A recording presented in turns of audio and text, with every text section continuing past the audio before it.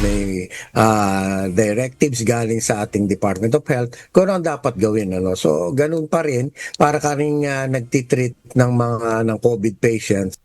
Sa gitna ng banta ng Nipah virus, nakahanda na rin ang mga pribadong ospital sa Pilipinas upang tumugon sakaling may maitalang bagong kaso sa bansa ng Nipah virus. Ayon kay Dr. Jose Rene de Grano ng Private Hospitals Association of the Philippines o PHAPI, tulad sa ipinatupad noong COVID-19 pandemic, ang mga pasyenteng makikitaan ng sintomas ay i-isolate at sasailalim sa pagsusuri. Ang mga ospitals laging na ngayon na simula nung magkaroon tayo ng COVID, merong itinatalaga ang mga ospital na tinatawag nating isolation room. Ito ay nakahiwalay na sa ganon kung sakali mang doon minomonitor kung talagang merong mga ganong klaseng sakit. Symptoms will appear mga around 4 days up to nakakahawa yan up to around 2 weeks.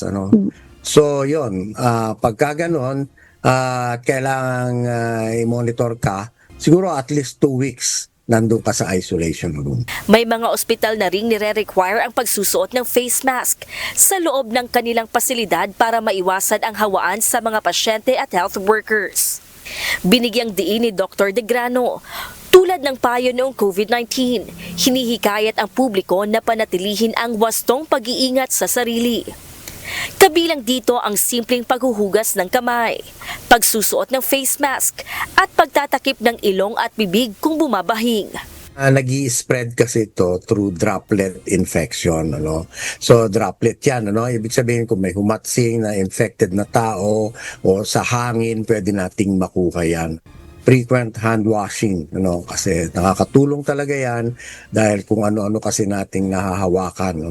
Kung kayo po ay highly vulnerable, mahinang katawan, may mga ibang underlying diseases, gumamit po tayo ng face mask kung tayo lumalabas. At kung meron na po tayong symptoms din, kahit symptoms lang ng trangkaso, ay magpa-isolate na po tayo at gumamit din tayo, of course, ng face mask. Yun po, and then iwasan po natin ang sobrang madaming tao. Ayon sa World Health Organization, kabilang sa mga sintomas na dapat bantayan ang lagnat, pananakit ng ulo at hirap sa paghinga. May ilan din na nakararanas ng panginginig, matinding pagkapagod, pagkahilo, pagsusuka at pagtatae. Habang may mga kaso naman na asymptomatic o walang nararamdamang sintomas.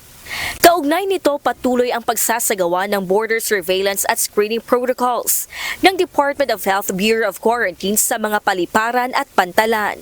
Pahayag ng DOH, bahagi ng primary screening ang thermal scanner na naka-install sa arrival concourse at binabantayan ng 2 BOQ nurses.